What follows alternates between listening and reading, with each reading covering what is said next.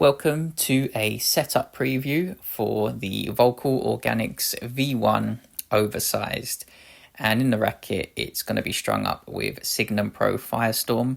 So in this series we're going to have a look at the stats and see if we can make some predictions about how it will perform out on court. We'll get into some of the potential strengths that we can look to take advantage of and some of the weaknesses that perhaps we could mask with strategy.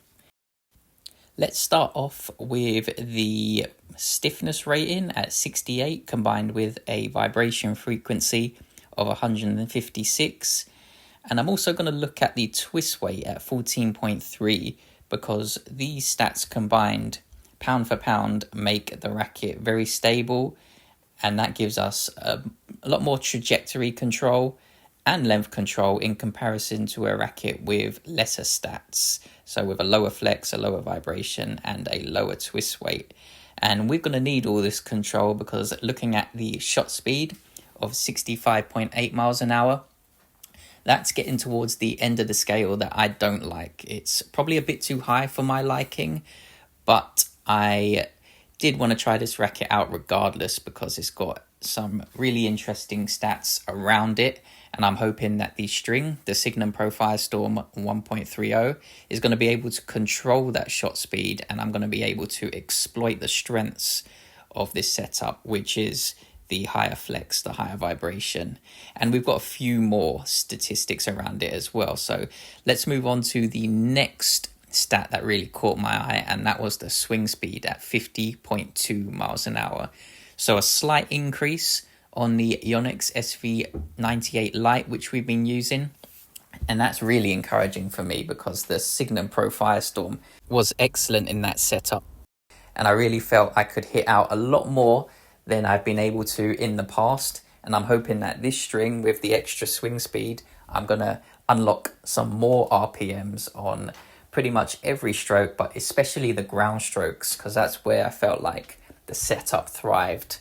And yeah, we'll see how it performs out on court, but those are the two main points that have got me excited about this racket.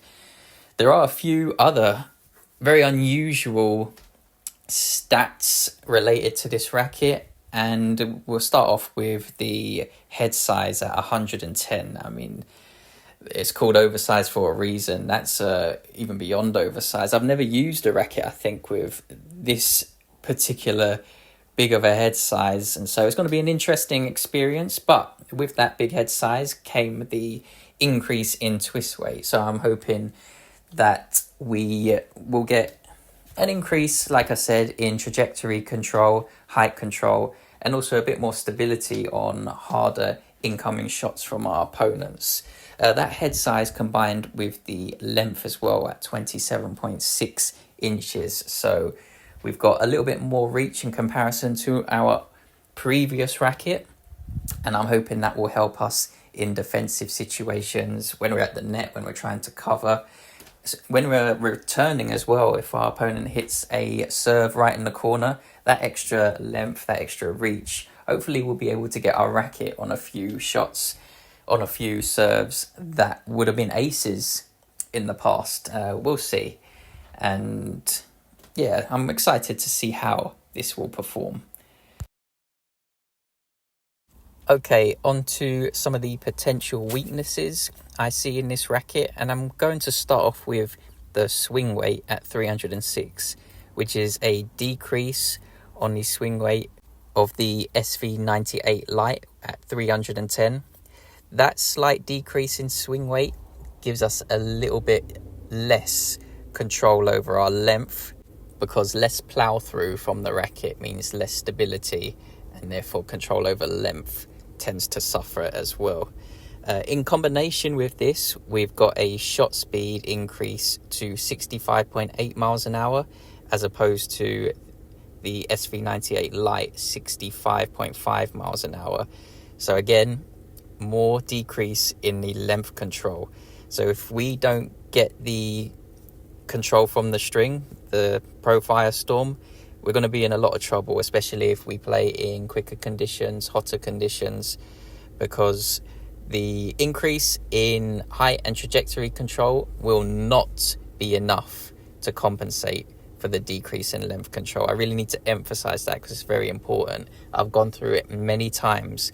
The length control has to be at least adequate so you can build from that platform. If you don't have that adequate length control, honestly, just scrap the setup and start again. You do what you want, but I'm telling you from hundreds, if not thousands of setups that I've tested, that a lack of length control cannot be overcome with an increase in height and trajectory control.